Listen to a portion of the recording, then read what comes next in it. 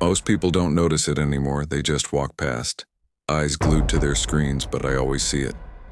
The old phone booth on the corner of Pine Street. It shouldn't even be there. They tore out most of them years ago. But that one stayed. Some say it's broken. Some say it's just forgotten. But the truth is worse. Much worse. It was raining that night. Cold drizzle tapping on my jacket. I'd just left the bar, head buzzing, feet heavy. As I crossed the street, I heard it, a sharp metallic sound that cut through the rain. A phone, ringing. I froze, looked around. Every store was closed, windows dark. Then I saw it. The booth, faint yellow light glowing inside. The payphone dangling, ringing. My skin prickled. I told myself not to answer. But my feet carried me forward anyway. The door creaked as I pulled it open. Smell of rust and wet concrete. I lifted the receiver slowly, pressed it to my ear. At first, nothing. Just static, like a broken radio. Then, a voice, whispering, "You're late." My chest tightened. I swallowed hard. "Who is this?" The line crackled. "You were supposed to be here an hour ago." My grip on the receiver tightened. "I think you have the wrong number." A pause, then a laugh. Low, uneven.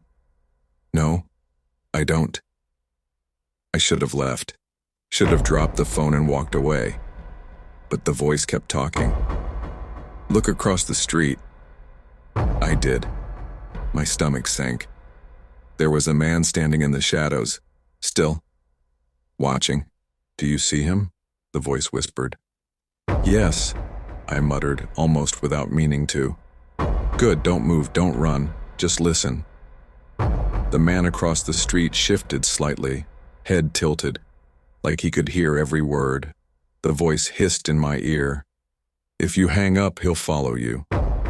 The rain fell harder. The booth's glass fogged around me.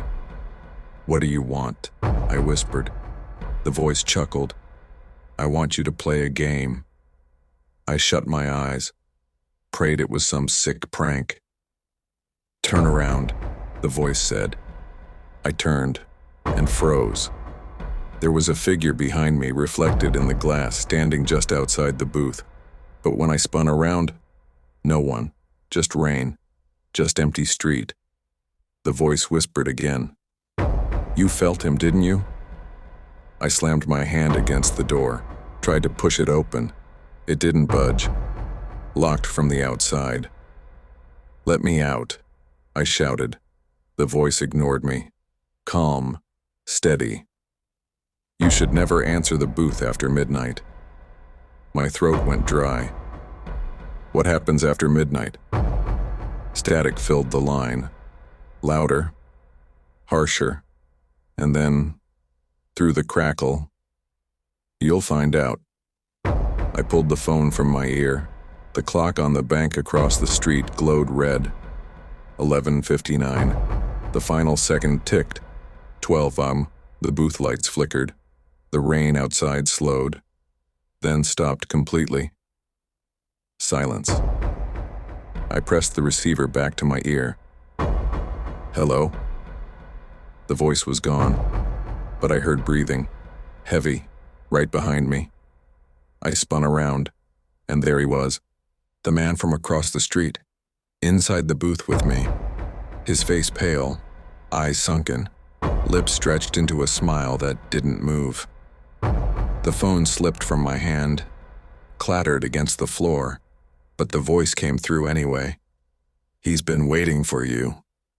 I shoved past him. The door opened this time.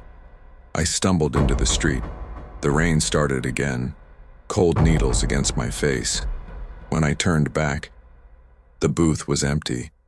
No man, no phone ringing, no light, just darkness. I ran. Didn't look back. Didn't stop until I was home. But when I dropped my keys on the counter, I froze. The booth key, old, rust eating the edges, lying in my palm. I told myself it wasn't real, that it was the alcohol, the rain, my imagination.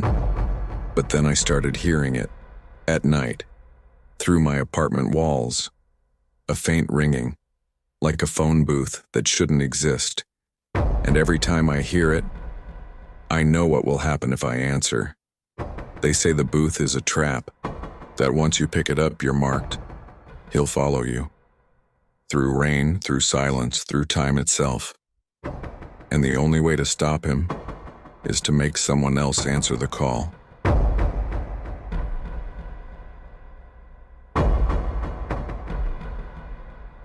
They say the city never truly sleeps, but some streets do, late at night. I found that out the hard way. I had missed my usual train. Late night, raining lightly. The bus stop was empty. Just me. The plastic bench slick with rain. I checked the timetable. The next bus wouldn't arrive for another 30 minutes. I pulled my coat tighter, shivered, and tried to tell myself it was nothing. Just rain. Just quiet.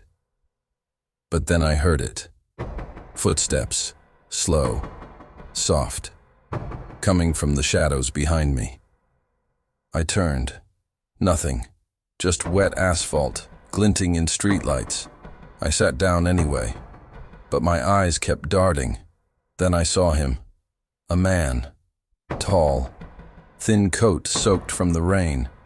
He didn't approach, just stood at the edge of the streetlight's glow, watching me.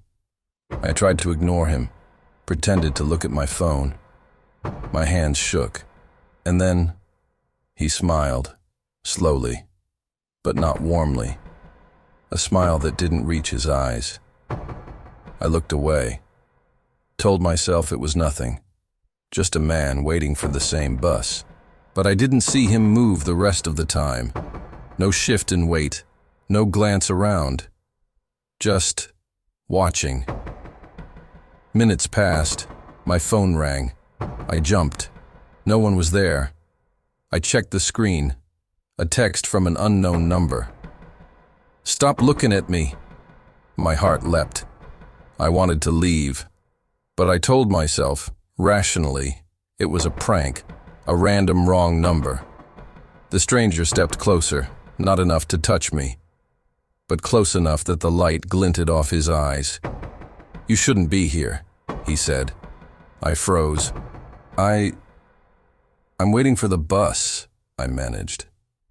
He tilted his head, like a predator watching prey. "You shouldn't be waiting for anything," he whispered. "And now, neither are you."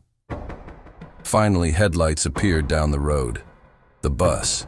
I stood quickly, relieved, tried to look calm, but the stranger didn't move, stayed in the same spot, smiling. The bus slowed. The driver glanced at me. I waved. As I climbed in, I looked back. He was gone. Gone. But I felt him. Eyes burning into my back as the bus pulled away. The bus was mostly empty, dim lights flickering. I sat near the back, but I kept looking out the window, hoping it was just my imagination. Then, movement, in the reflection. Not on the street, not outside, but in the glass. A shadow standing behind the bus. Tall, coated, silent. My stomach sank. I tried to convince myself it was just the reflection of my own coat, but I knew it wasn't. The bus slowed near my apartment. I pressed the bell repeatedly. The shadow didn't move, just waited. I bolted as soon as the doors opened, ran up the sidewalk, keys shaking in my hand. I glanced back. Nothing. The street looked normal, empty, safe. I laughed nervously, told myself it was over. I locked the door, bolted it, collapsed against it. Then my phone vibrated.